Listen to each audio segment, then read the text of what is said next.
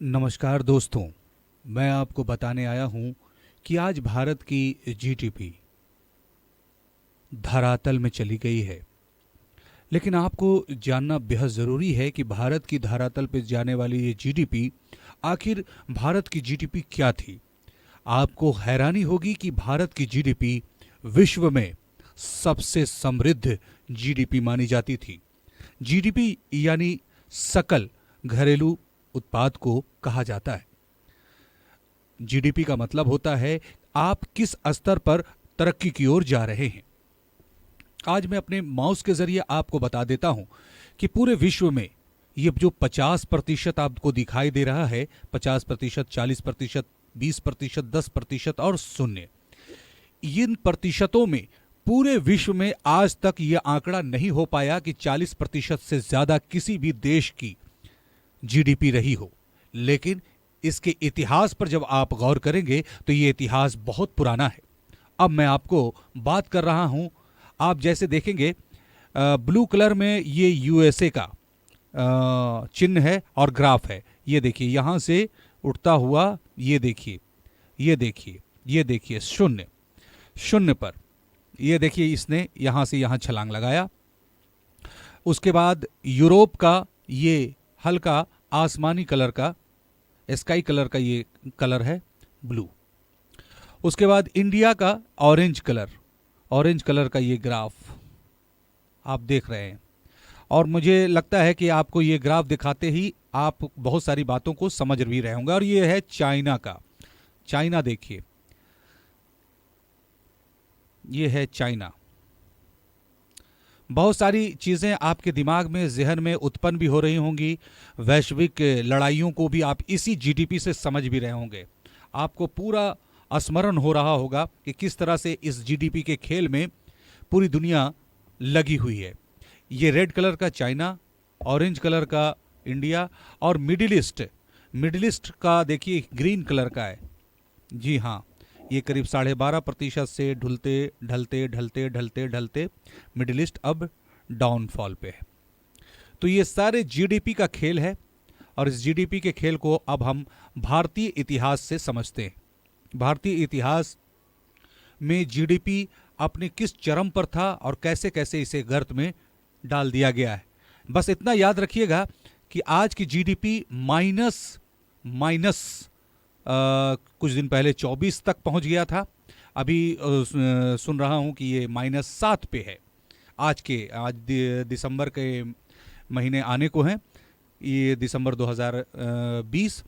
तो अब देखते हैं कि ये देखिए लगभग 35% जीडीपी हमारा हुआ करता था, जो कि लगता है कि विश्व में सबसे ज़्यादा जीडीपी हमारी ही थी। यानी विश्व में सबसे बड़ा डंका बजता था तो भारत का बजता था। और ये है सन 1000 ईस्वी के आसपास का ये जीडीपी। अब इसमें आप अंदाज़ा लगा लें कि इस जीडीपी पर उस समय मुगलों का राज था।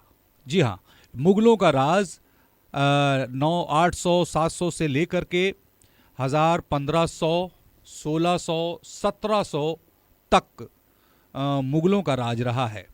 अब मुगलों के राज तक हमारा जीडीपी 32% था और 32% से फिर उसके बाद आ गया ये 25% तक जीडीपी रहा है, यानी खुशहाल रहा है।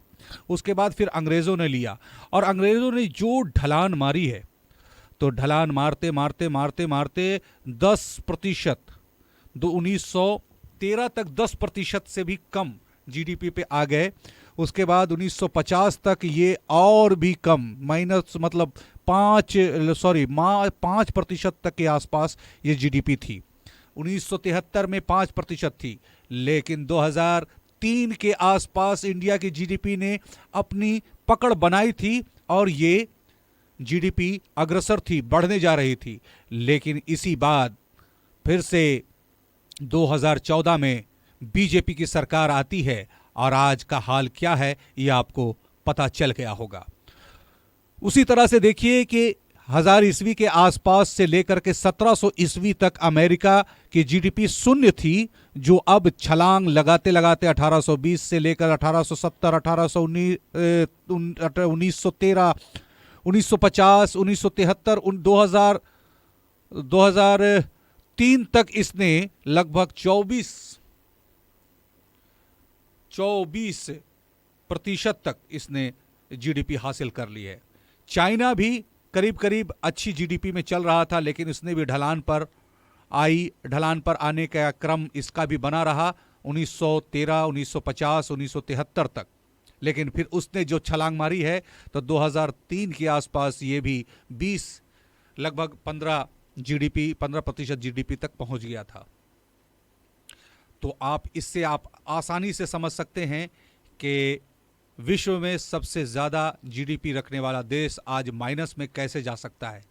इस साजिश को समझिए, और इस साजिश को समझने के साथ साथ इस वीडियो को ज़्यादा से ज़्यादा लोगों तक पहुंचाइए।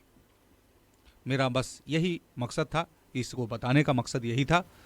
आप वीडियो देख रहे थे, वीडियो को शेयर कीजिए।